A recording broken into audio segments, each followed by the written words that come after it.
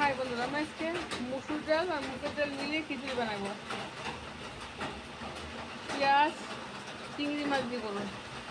পেঁয়াজ, চিংড়ি মাছ, কাঁচা লঙ্কা, টমেটো, গোবিন্দভোগ চাল, মুগ ডাল কম, মুসুর ডাল বেশি।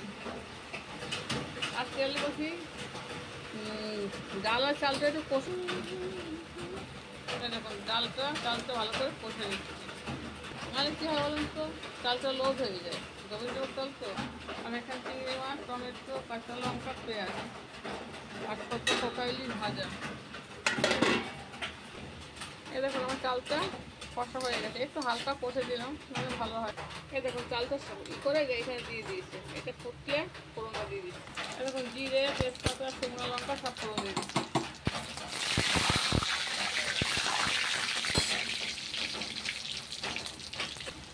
এই দেখুন লেবু রস দিয়ে দিচ্ছি, তো লেবু রস দিলে ভালো হয়। আমার তো বেশি লেবু রস। এই দেখুন এটা কষা হয়ে গেছে, এটা খিচুড়ি দিয়ে দেবো। খিচুড়ি হয়ে এসছে দেখুন।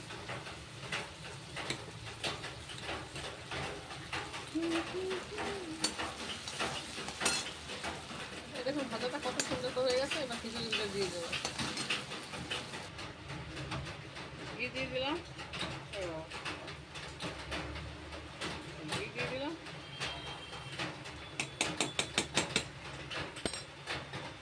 দেখতে কত সুন্দর হয়েছে, চিংড়ি মাছ দিয়ে খিচুড়ি। এই দেখুন বন্ধুরা আমার খিচুড়ি হয়ে গেছে।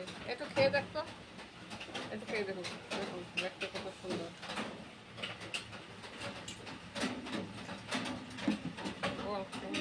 হেভি হয়েছে, সেই স্বাদ। চিংড়ি মাছের দিয়ে খিচুড়ি।